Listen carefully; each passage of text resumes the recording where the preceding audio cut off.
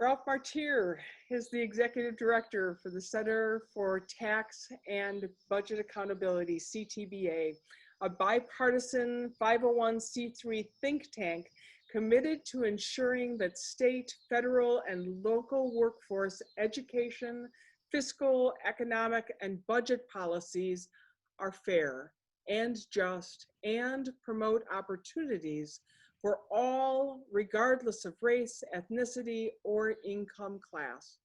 In addition to Ralph's role at CTBA, he is also the Arthur Rubeloff Endowed Professor of Public Policy at Roosevelt University.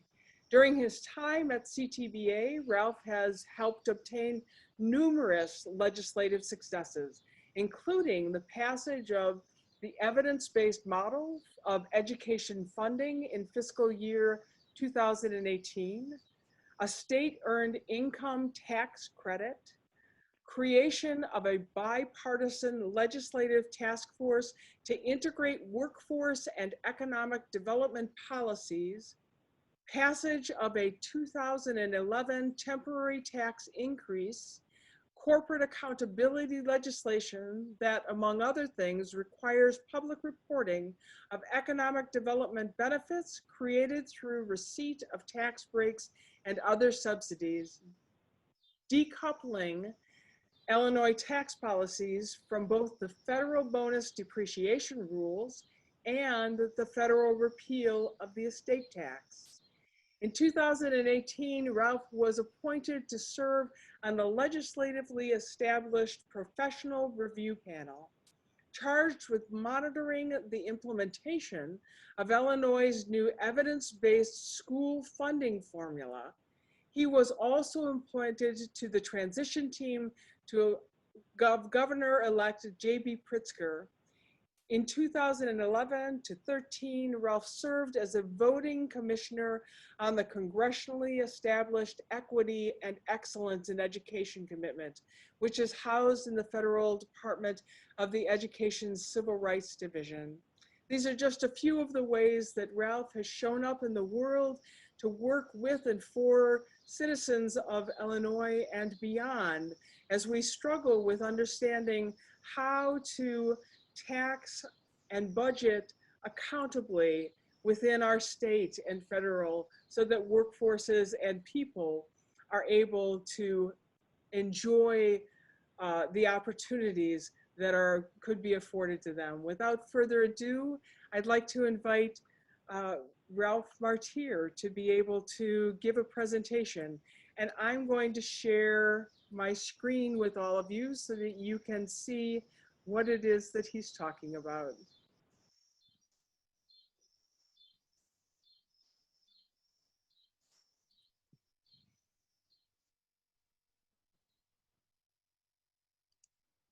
Here we go. And can you hear me now? Do I come through okay?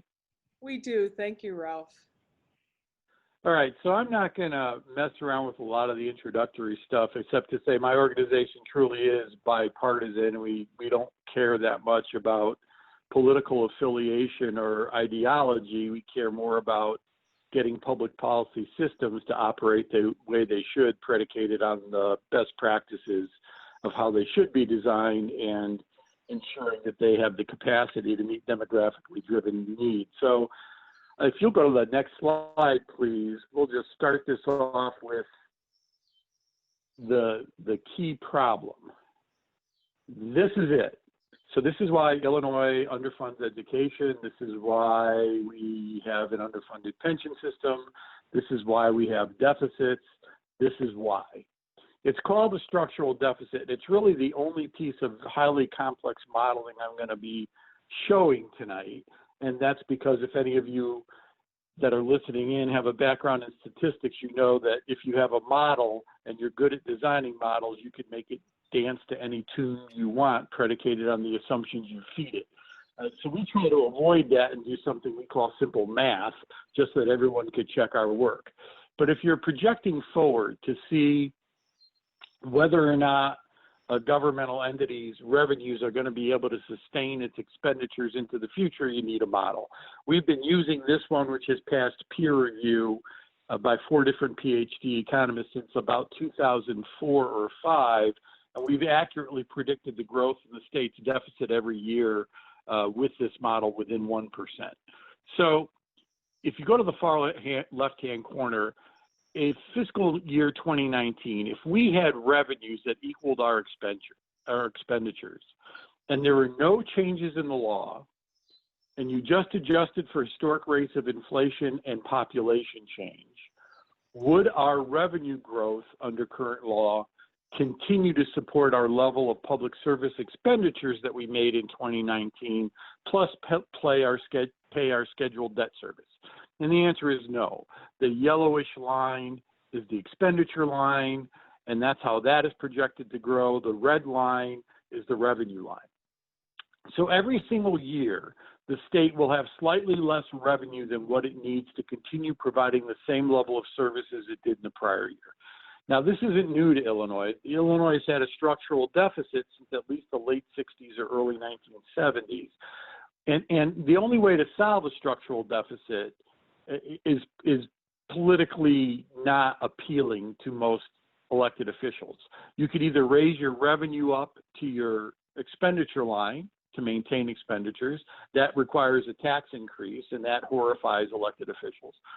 Or you could, every year, cut what you spend on for services, and as the next slide will show you, that wouldn't be politically popular either, because you're going to have to basically cut education, healthcare, social services, and public safety every year. Or you could do something irresponsible to try to hide the structural deficit from voters and taxpayers. And that's what they did in Springfield, not surprisingly, and on a bipartisan basis. And so the two things they did was, number one, instead of funding the pensions the way they should, they took the money that should have gone to the pensions, wrote an IOU to the pensions, and used some of it to plug this structural deficit gap to maintain service expenditures, effectively running up a huge debt owed to the pension systems. Then the second thing they did was defer the primary obligation for funding K-12 education from the state and down to local governments. And so that's why property taxes are high. So that's why this structural deficit really shows you what the core fiscal problem is in Illinois and why we have so many issues today. Next slide. So this is our general fund budget for fiscal year 2021. And as you can see, if you go to the very top corner there, we are scheduled to spend $42.9 billion this year. To make that spending more transparent, we break it down into two subcategories, hard costs and then service approach. So you look at the second heading, hard costs, these are literally things the state has to pay either by law or by contract. So no one votes on it. It's just money that comes into the general fund and goes out. So the legislatively required transfers are for like debt service for bonds, those kinds of things.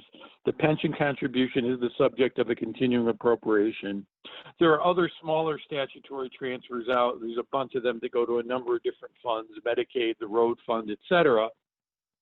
And then group health insurance, and that's just the contractual obligation to pay health care for the state's workers. You add all those together, and $14.8 billion of that $42 billion is spent with no one voting. This is every year you have these hard costs that have to be funded. The next part of the general fund is actually what they vote on to spend. This is the appropriation process on current services. Now, I've included all the major categories, and if you look at that 96%, that just means 96% of every dollar they spend, 96 cents out of a dollar, really goes to 4 service areas: education, healthcare, social services, and public safety. Now, education has 3 subcategories, right? You have K-12, you have early childhood, and you have higher ed. It's all education. That's how the state spends our money. Other is literally everything else state government does. So it's economic development, it's environmental protection, it's the parks, it's the constitutional officers, it's central management services. So it's not some silly category that's just all waste, fraud, and abuse, although this is Illinois, maybe we should just have a line item for waste, fraud, and abuse and be done with it. But the bottom line is other does include a number of categories that are actually important. whenever you look at the state budget, we do include this line. See the unspent appropriations figure. It's the penultimate line there in red, $1 billion. So basically, they appropriate those dollar amounts above that unspent line, but they're not going to actually transfer all the money they've appropriated to those service categories. In fact, they're going to hold back that $1 billion. We just don't know what they're going to cut yet, which is why you see a gross and a net spending number for the year.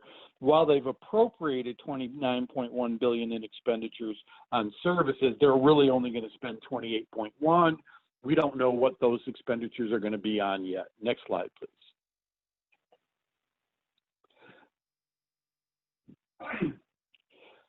So how does this compare to last year? And I'm not going to spend a lot of time on it. I'm just going to bring up one of the main concepts. And so if you go to the far left-hand column, that was the final FY 2020 general fund budget appropriation for all those categories.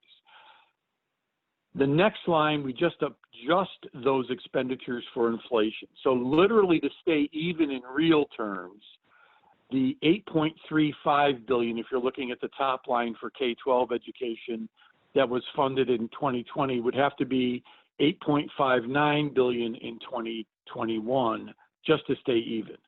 The third column, of course, is the actual budget that passed. The fourth column is the difference. And you could see that in nominal dollars, we've increased spending pretty much across the board for services on a year-to-year basis, which is rare in Illinois, especially over the last 20 years. But if you adjust for inflation, what you see is in most service categories, there's been a real cut. We're providing slightly less in services. So the bottom line is you always have to adjust for inflation to understand whether, in fact, expenditures on services are going up, staying even, or going down.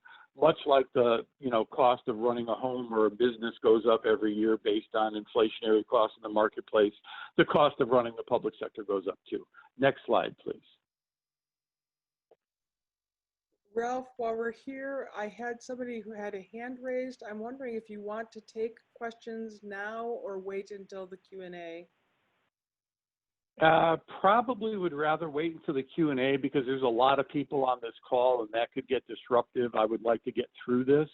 That's very good. Thank you. Now, if you'd prefer it the other way, I've done it the other way. It's just Nope. we may. Nope. We'll wait. We will wait for Q&A. Just so everybody knows, please write your questions down. We really want you to share them, but we'd like to wait and allow Ralph to get through the full presentation. Thank you. Okay, great. So the next slide, please, is the long-term comparison on expenditures, and this one's really eye-opening.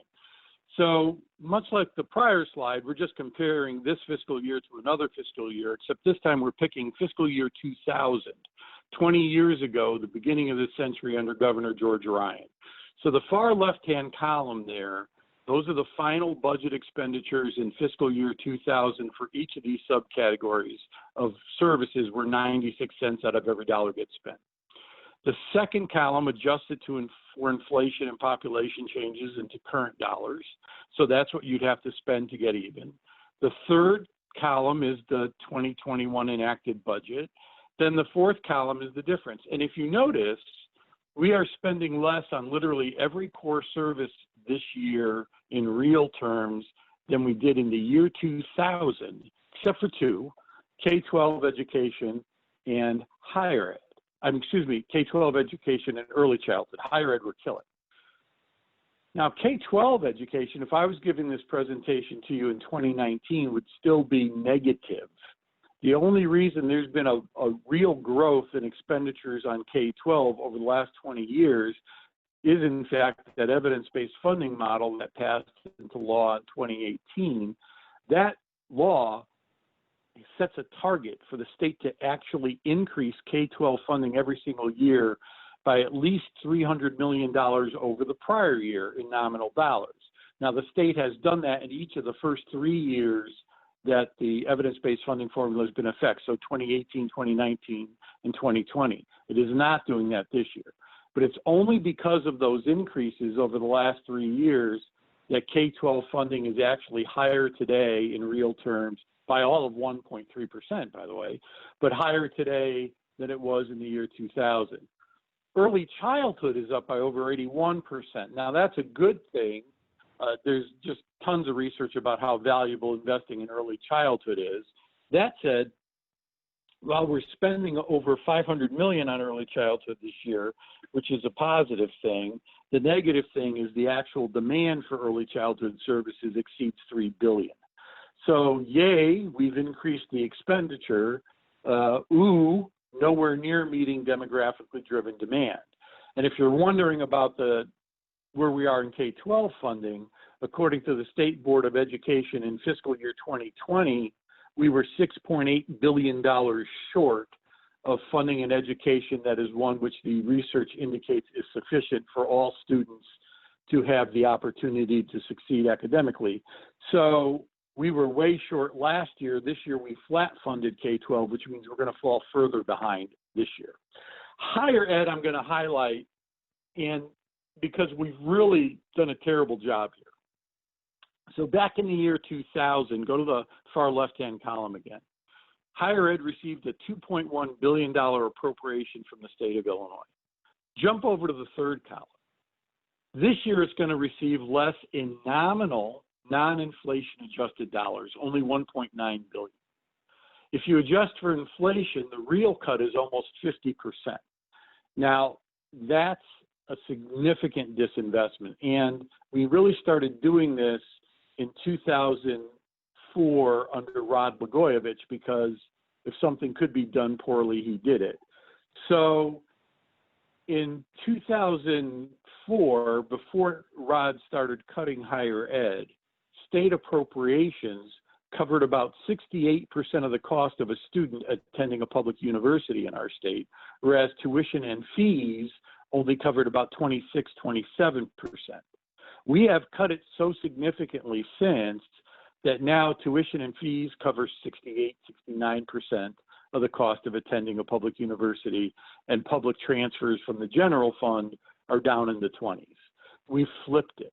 And our increase in reliance on tuition and growth in tuition costs has outstripped the national average over this period of time by well over 50 percentage points. We have really disadvantaged our higher ed system. And I know you talked in your opening a lot about equity. Well, equity doesn't just impact K-12 or early childhood. It impacts significantly higher ed. We published a report last year in the fall, it's still available online on our website, analyzing higher ed and showing how this cut for higher ed funding has not just disadvantaged low-income populations like you would assume generally it would, but it has also specifically disadvantaged Black and brown populations. And so there's a lot of equity issues wrapped up in there. Now, the healthcare figure, I'll highlight that, and then we'll go on to the next slide. It is down in the general fund, but it is up overall.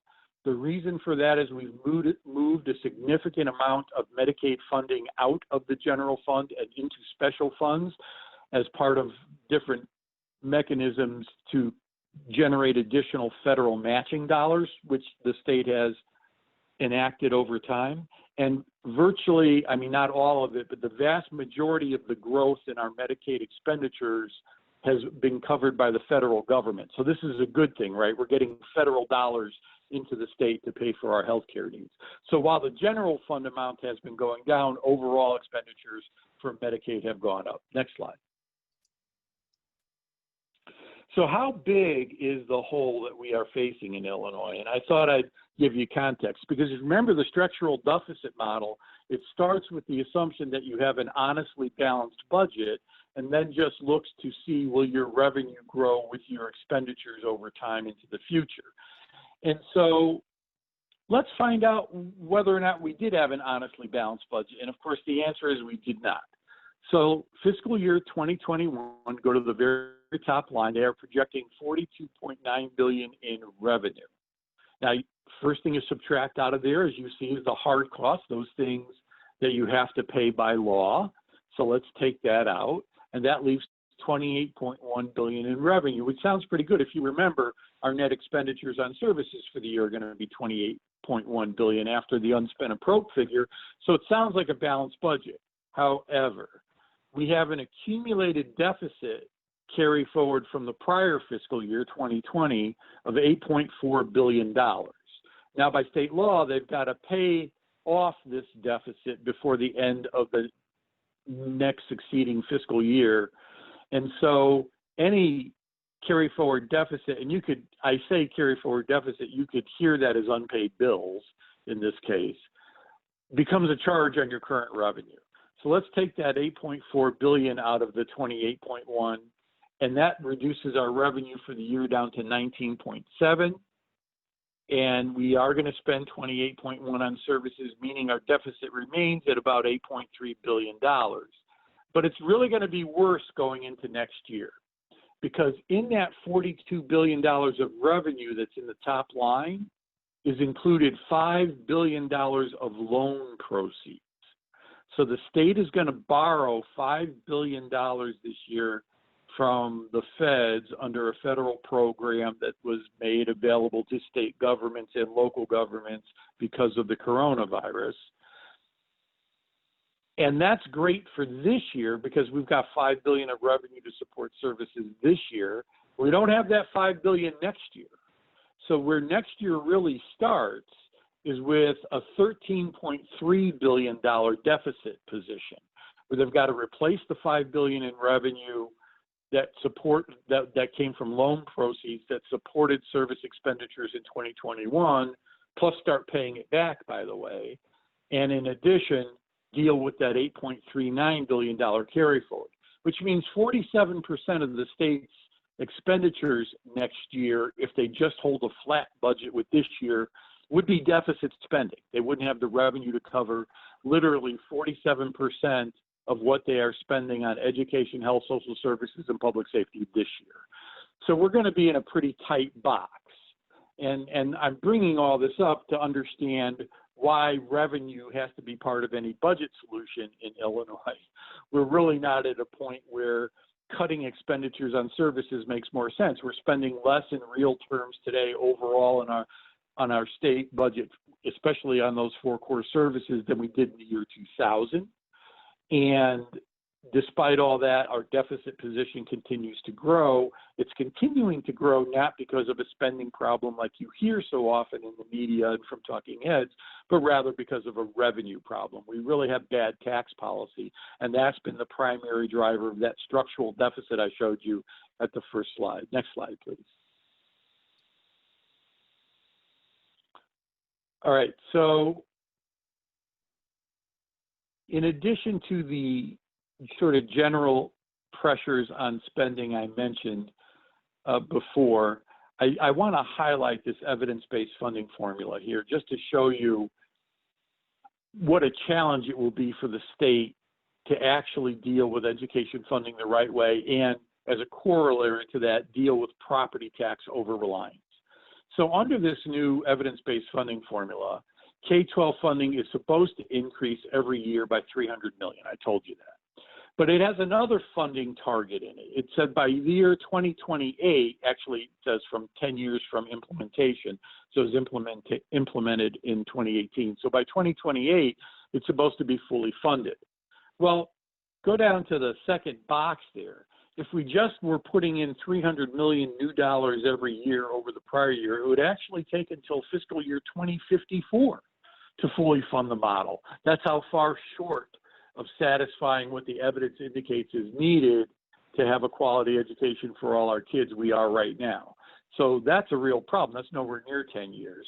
To actually meet the 10-year deadline, we'd have to be putting in $919 million, almost $1 billion more in our K-12 system every single year between now and 2028. And there's, as you could tell from the prior few slides, we're not going to be in a position to do that given the demands for the other core services and how our revenue growth is not keeping up with even extant expenditures on services. Next slide. So the challenges from the coronavirus are unique, and I say that and this graphic, I think, will highlight it. The big straight up and down line is the growth in initial unemployment claims in Illinois by month for this year, compared to all prior years going back to 2008, so including the Great Recession. Look at the difference in growth in unemployment claims.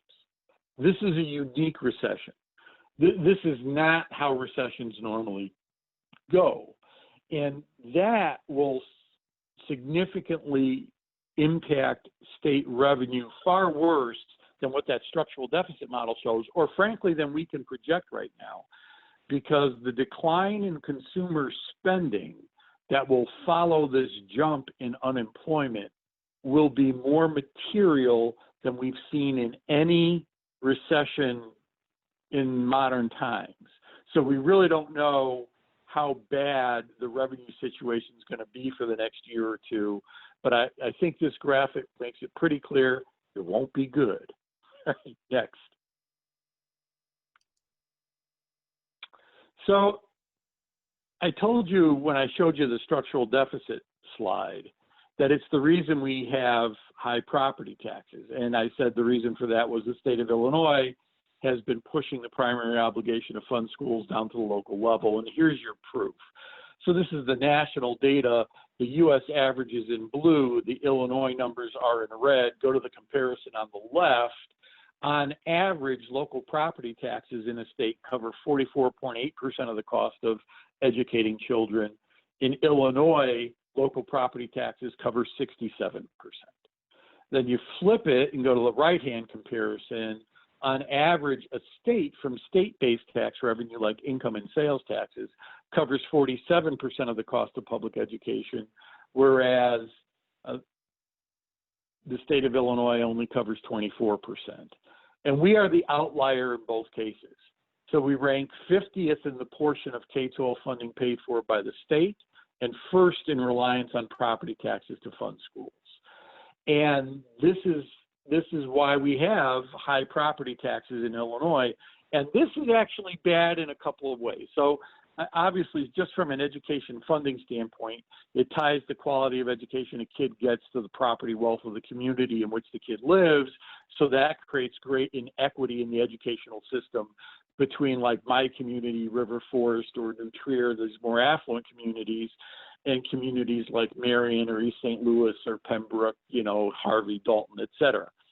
But second, it actually constrains the resources that should be available to municipalities and townships. They are supposed to be funded primarily through property taxes. Well, if you are forcing your local school districts to overextend on property taxes to fund schools, that takes away a revenue base that should be available to fund local services like police, fire, streets, sands, and libraries. So what that does is it encourages local governments to underfund, their pensions so that they can maintain services and then create big pension holes at the local level.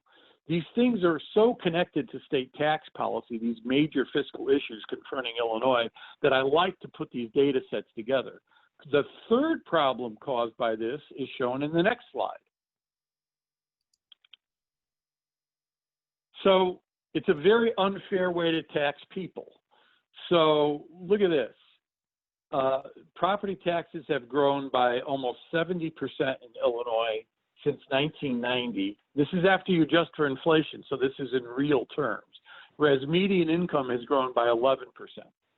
So you've got a property tax burden in the state growing by 6 to 7 times the rate of growth in income for most people. That's very unfair, and it literally prices folks out of their homes over time, and including working families for sure, but think about fixed income seniors. So this is just a very bad way to tax people over relying on it. You always have to have property taxes as a core component of education funding and as local government funding. You just can't over rely on it, or you create and exacerbate inequities. Next slide, please. So the only cost that really has been growing in Illinois, and I highlighted here, these are the hard costs. You add the bars together in any given fiscal year, and that's the total hard cost. That bluish grayish bar at the top of the three hard costs, that's the pension fund. So that's how much pension fund contributions have jumped by state law under the pension ramp that was passed in 1995. And you notice I say mostly debt in the bracketed language there, and that's only because it's true. So in that fiscal year of 2020, the total pension payment was just under $8.4 billion. So let's call it $8.4 billion. Of that amount, $5 billion plus was not about covering the cost of benefits. It was repaying what had been underfunded in the past. The actual cost of funding benefits was only about $3.2, $3.3 billion. So what we really have in Illinois with our pension system isn't a pension funding problem. It is a debt service problem created by years of intentionally underfunding the system, then writing IOUs to the system, then replacing the IOUs with a repayment plan that is ridiculously backloaded and unaffordable and unattainable. How do I know that? Next slide, please. So this is the payment plan going forward. You add these two bars together, and that's the total payment the state has to make to its 5 pension systems every single year between 2019 and 2045 under the ramp that currently exists.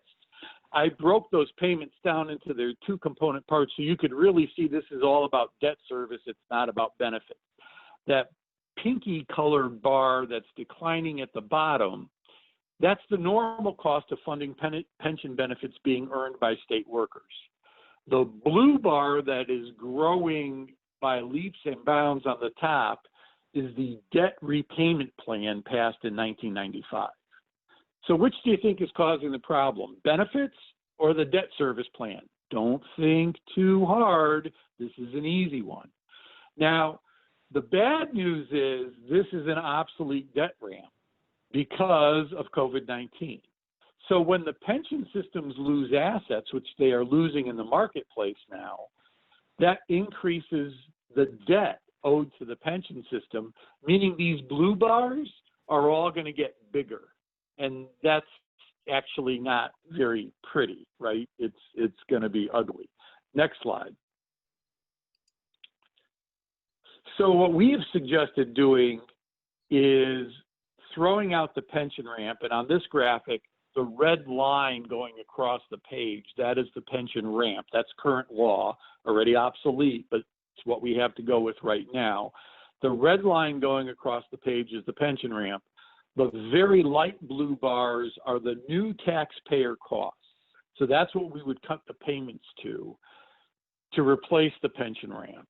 But you notice, in addition to those light blue bars, we've got dark green kicking in the early period. So what we do is we level out the payments owed to the pension system by putting more in up front and then leveling it out and turning the debt service into more like a mortgage, right? Where your annual mortgage payments don't grow every single year. They're flat for 30 years or 15 years, whatever term of their mortgage is, because that's rational. You and your bank were rational actors when you created your debt service plan. This debt service plan was passed by a bunch of legislators, so rationality had very little to do with it.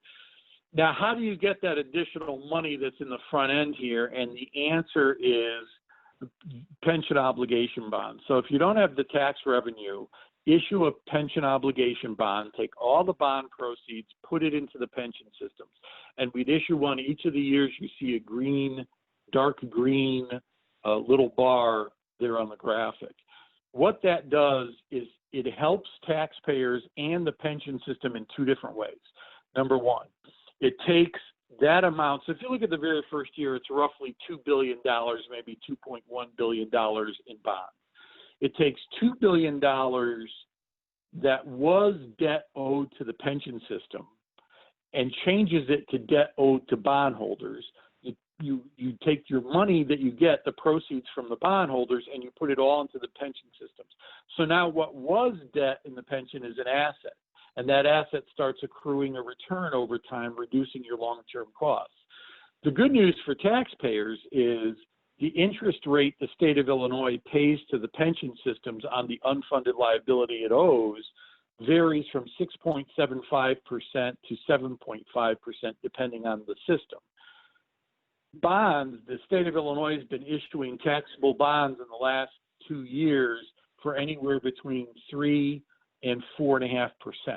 We will save significant interest costs by owing the money to bondholders rather than the pension systems, while at the same time creating an asset for the pension systems that generates a return that reduces costs over time.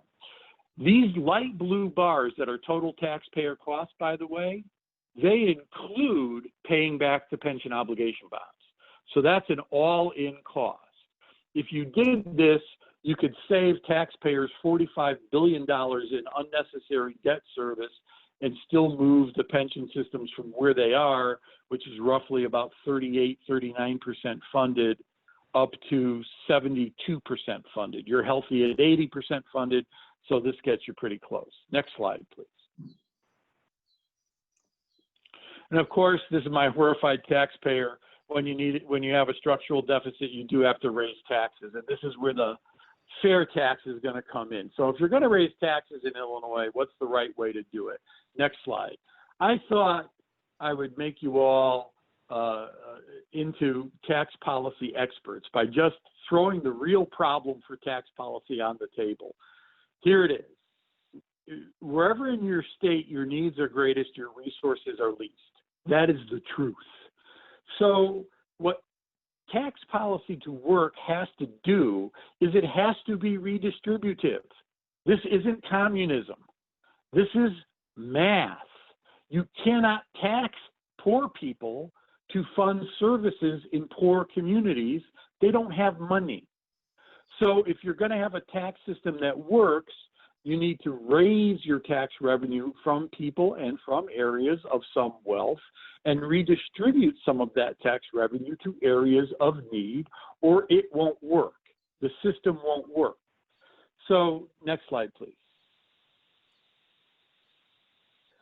So if you want guidance for doing a redistributive tax system in a capitalist economy, who better to turn to than Adam Smith? Now, I'm sure I see nodding heads out there. Adam Smith is the guy that invented capitalism, right? Wrote The Wealth of Nations. Published, okay, I should open the mics for this. Published in what year? The bonus question I always ask people, and the answer is 1776. America and capitalism born together, meant to be. Now, Adam Smith had strong feelings on tax policy, and I'm going to quote him here. I'm actually going to read the quote so that you don't have to read through this thing, but I just think it's that important of a quote. So according to Adam Smith, the subjects of every state ought to contribute toward the support of the government as nearly as possible in proportion to their respective abilities. That is, in proportion to the revenue which they respectively enjoy under the protection of the state.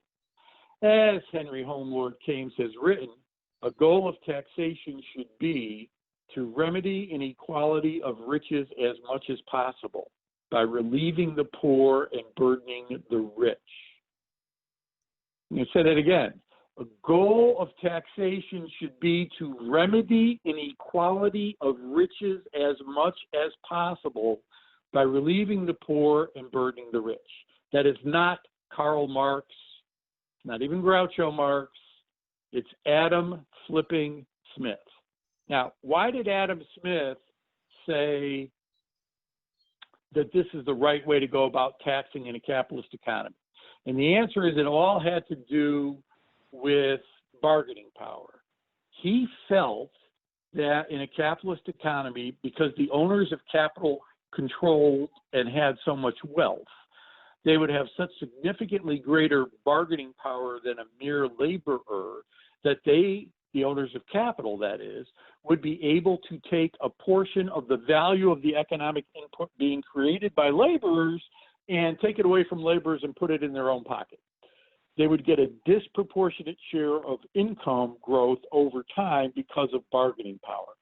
Not evil or immoral, but how the system would work. So if that's how the system's going to work, then they should have the greatest tax burdens as a percentage of their income to fund the government that in turn supports this economy that gives them a disproportionate share of income growth over time.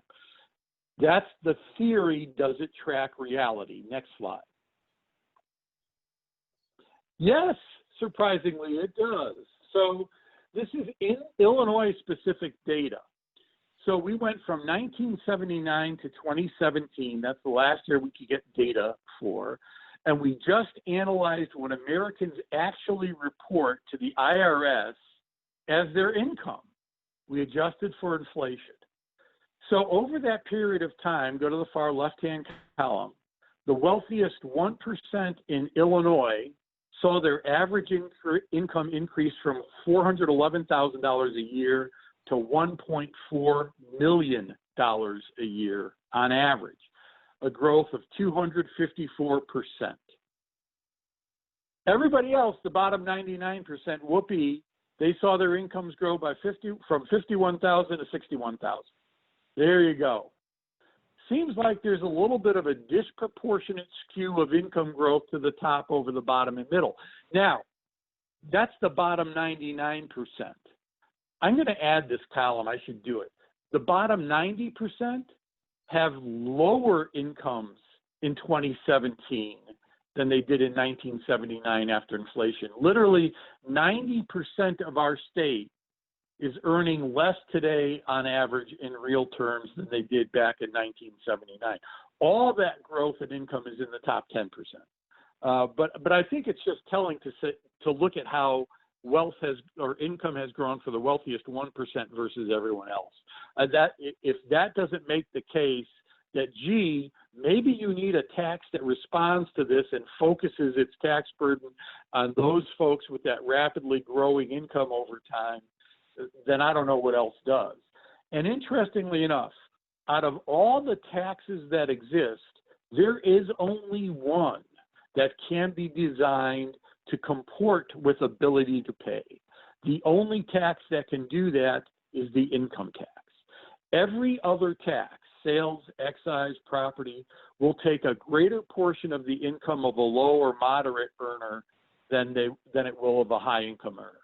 So the one tax you have in the toolkit that could even be designed to address this inequity and focus more tax burden on the top than the bottom and middle is the income tax, and then only if it can have a graduated rate structure.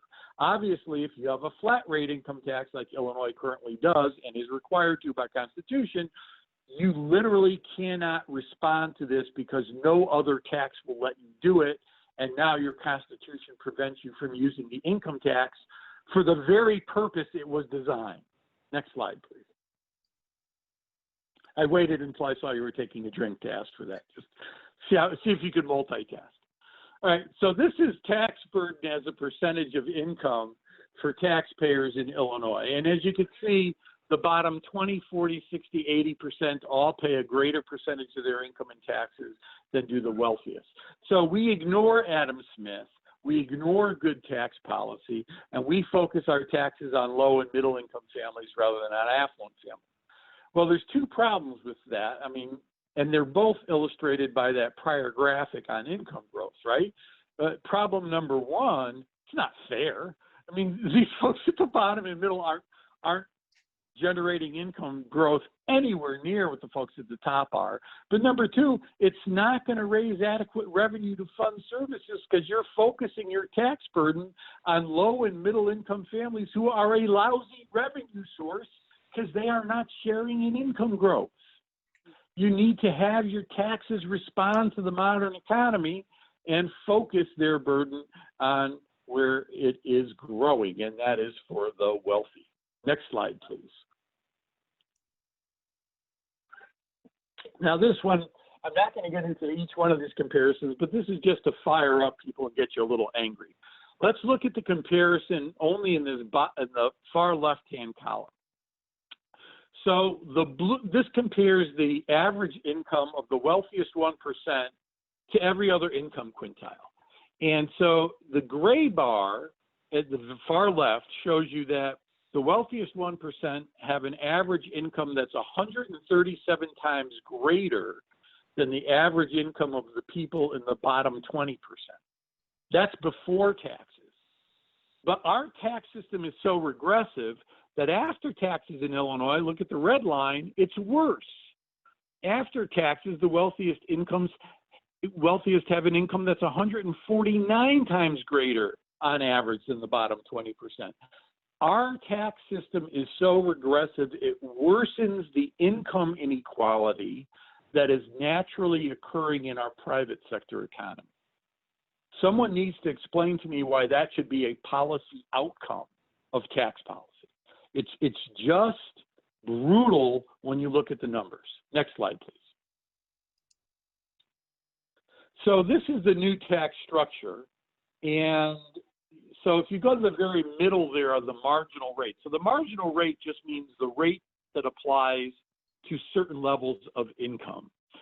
And 4.95% is our current flat rate.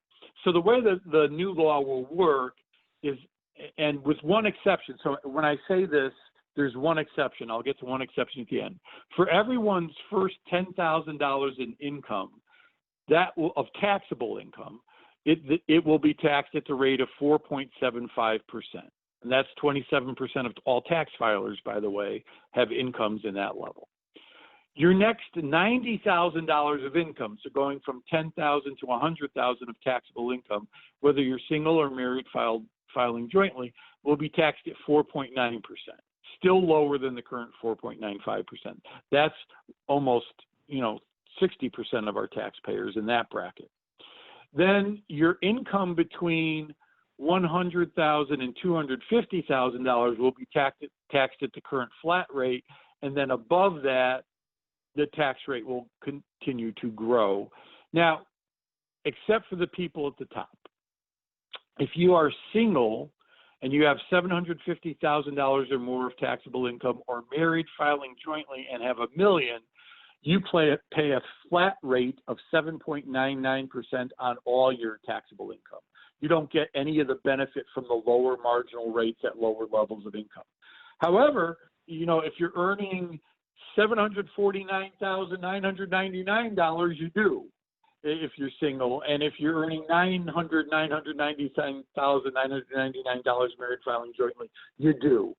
So it's only the people at the very top, the wealthiest 0.3% in our state of filers, that'll pay that flat rate of 7.99%. Next slide, please.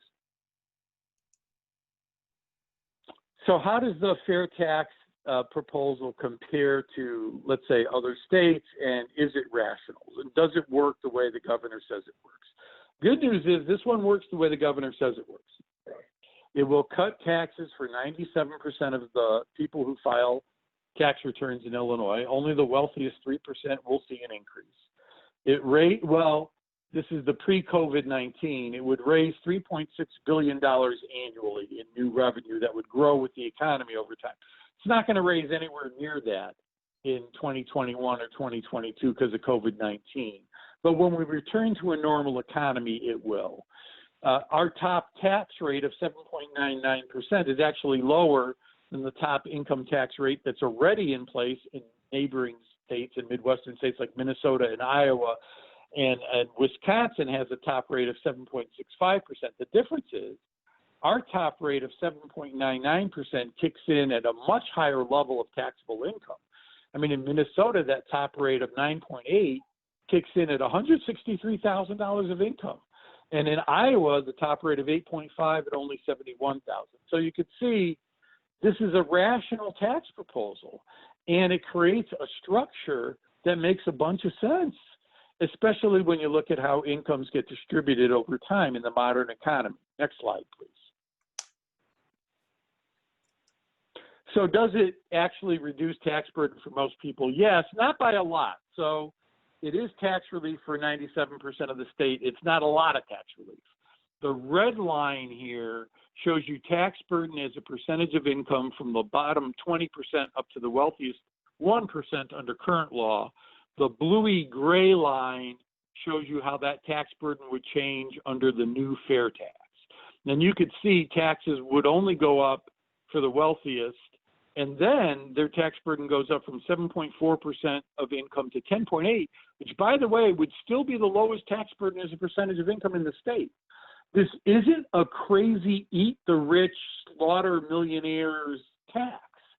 It's a rational rate structure designed to work in the modern economy and track the way income growth actually gets distributed over time. Yes, it does. This one I'll answer right here. It does include child tax credit and everything else.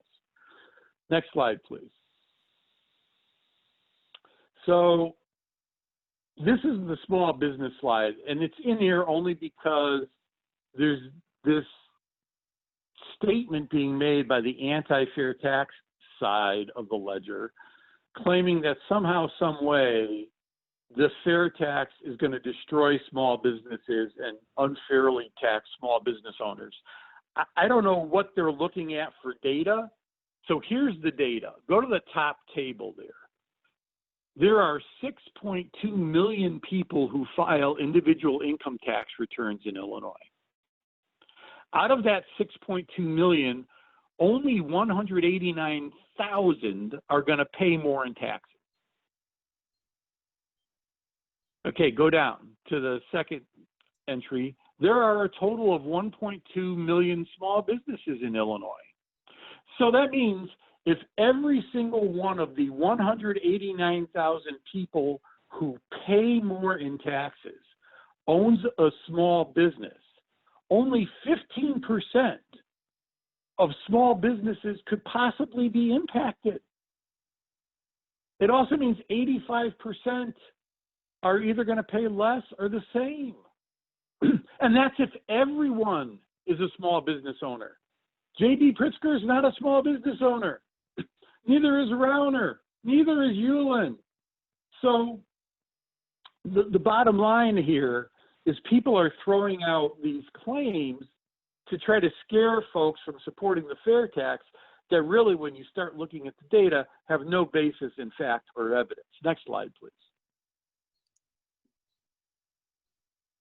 So I just thought I'd hone in on tax burden for businesses.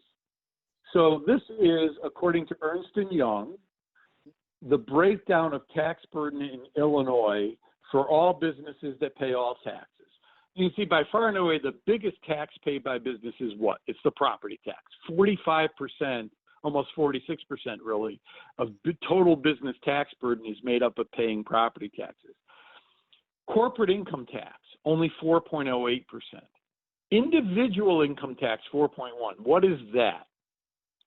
So, small businesses that are designed as S corporations or limited liability companies or partnerships don't pay the corporate income tax. Instead, the owners of those businesses pay the individual income tax on their percentage share of their business's profits. So if I owned 50% of a small business that made $100 in profit, I would see on my personal income tax return $50 of that profit as income to me, and I would pay personal income taxes on it. So they don't ever pay the corporate level tax.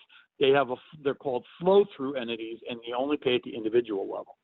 That's only 4.1% of all taxes paid by businesses.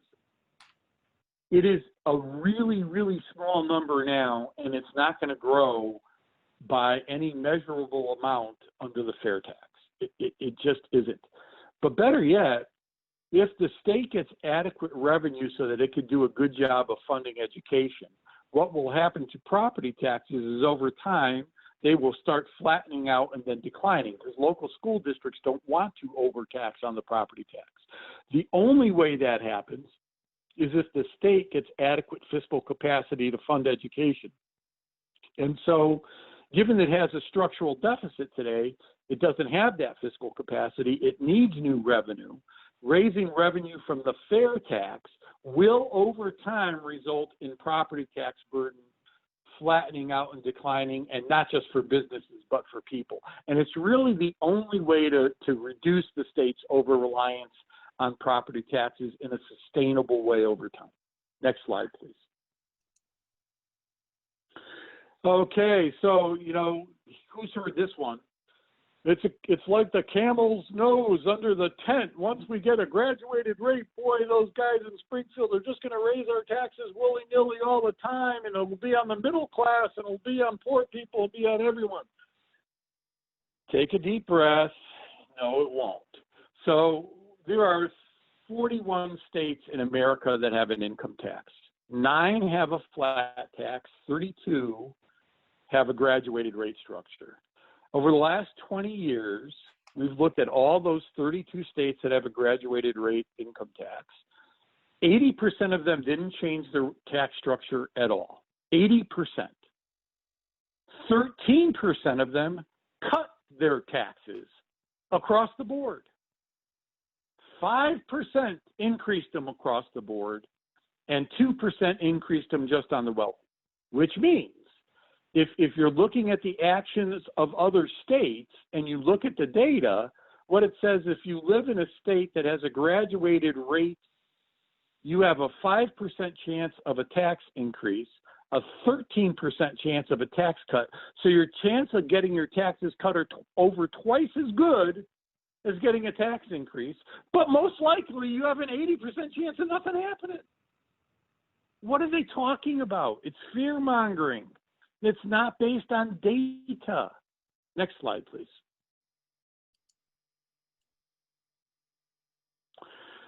So it also doesn't harm the economy. So there's never been a solid peer-reviewed study, peer-reviewed meaning you let other people that don't agree with you generally look at your analysis, that finds any statistically meaningful correlation between tax policy and job growth or economic growth or entrepreneurship or anything you really want to measure economically. In fact, the Congressional Budget Office, I'm talking about the last study that we're citing there, not only found no correlation between tax policy and job creation. I hope all of you are sitting when I'm going to say this. They did find one thing that actually encourages business to hire more people. You know what that is? Apparently, growing demand for whatever a business sells encourages them to increase their capacity to meet demand. Who would have thought that?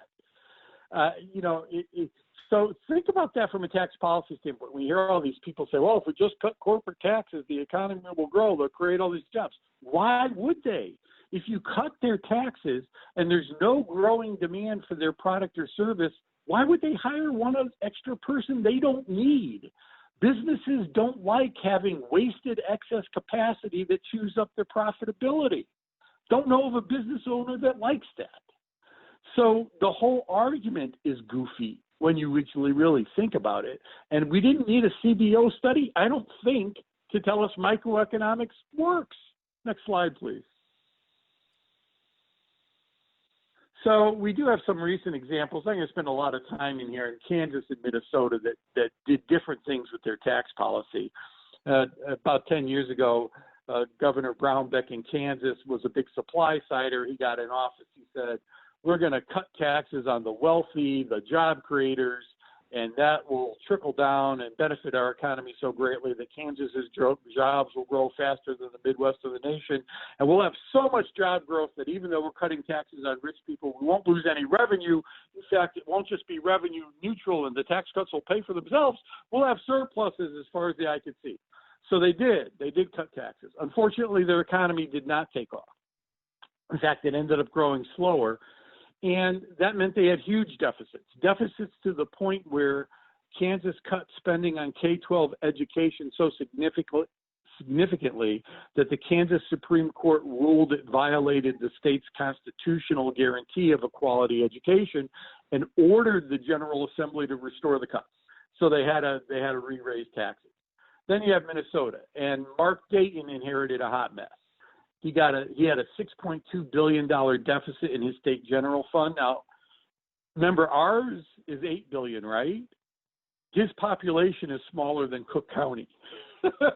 So he had this massive deficit. He had bridges collapsing everywhere. He had a 7% unemployment rate. His economy had only created 4,000 new jobs in the prior 7 years combined, not per year, in total. So he said, look, I've got no choices. We got to fund schools. We got to rebuild our bridges. I'm raising taxes. And he raised taxes on the wealthiest in their state. He jumped his top rate from 7.8 to 9.85%. And 4 years later, they had 172,000 new jobs. They had a much lower unemployment rate. They had a surplus. So you could see raising taxes on the wealthy just destroys your economy, right? No. Once again, never been evidence to support the argument, despite the fact it is always made. Next slide. So this is a really compelling slide. I want to explain it for a second. So I told you 41 states in America actually have an income tax, which means 9 do not. And the 9 states that don't have an income tax include sort of those miracle economic states the anti-tax people talk about all the time, like Texas and Florida and North Dakota and Nevada, right? No income tax, and that's why people move there, although would you really move to Florida or Texas right now? I'm thinking not. But whatever. They're the non-zero income tax states. This is a comparison of economic growth over the last decade between those 9 states in America that have no income tax at all versus the 9 states in America that have the highest tax rates, whether it was a flat rate or a graduated rate. The high tax states are in black. The no tax states are in red. Far left comparison. GDP growth, much higher, statistically significantly higher in the high tax states than the no tax states over the last decade.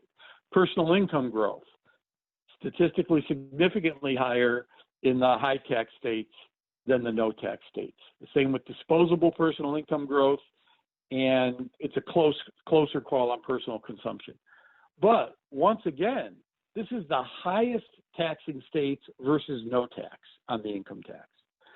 The argument that having an increase in your income tax structure that focuses on wealthy people and raises more money somehow ruins your economy is not supported by one shred of data. Next slide, please. And then, yeah, people will run screaming out of the state if we raise taxes on millionaires. No, they won't. So here's just some fun facts about migration in Illinois. Apparently, Illinois is a really good state to leave. Since 1925, Illinois has had out-migration every single year except one. So, yeah, people leave Illinois. That said, our out-migration rate actually declined in 2011, and if you recall, that's the time we increased our income tax rate the first time from 3% to 5% with the temporary tax increase. And then that phased down, and then we replaced it with a permanent tax increase in 2017. More interesting to me, while a greater number, just raw number of people move out of Illinois every year into neighboring Indiana and or neighboring Wisconsin, than the number of people from those states that move into Illinois, a greater percentage of their populations move into our state than the percentage of our state that moves into their state. So it's not that, it's a meaningful stat that tons of people are leaving Illinois, go to the states. A greater percentage of their population are coming here, and they're moving to the areas in our state, like Cook and the Collier counties, that have the highest taxes. It's these statistics on migration are thrown out there to try to create false correlations to, once again, scare people away from supporting the fair tax. Next slide. And then there's millionaire migration. So I told you Minnesota bumped up their top rate. Well, that happened in 2014. Go to the middle of this graphic and see fiscal year 2014. That's the number. These are the bar graphs showing you the number of millionaires filing income tax returns in Minnesota in 2014, the year they raised taxes. And it grew every year thereafter. Next slide, please. California, highest tax rate on millionaires in the country. In 2013, they bumped their top rate from 10.3 to 13.3%. And look at 2013, and every year thereafter, there's growth in millionaires. But they are telling us if we raise taxes on millionaires, they'll run screaming out of our state. Show me the data that confirm that. There's never been a peer-reviewed study that shows any statistically meaningful correlation between tax policy and migration patterns. Just other things matter more, like, you know, where your job is, where your family is. And I know people that have decided to live in Illinois permanently won't believe this one, but apparently some folks like nice weather, and they will move to states that have nice weather. So it's those kinds of things that actually matter. Next slide, please. And here's migration rate by income. And notice most people who move are low income. Millionaires only have a 2.4% migration rate overall, period. Why? They've built their wealth in an area. They're going to stay in the area where they built their wealth unless they want to go retire in Arizona and play golf permanently, or live near some famous mouse in Florida, or whatever. But so the whole discussion on migration is just not at all based on facts or reality. And I think, next slide, I think that should be the end. Yes, so that is the end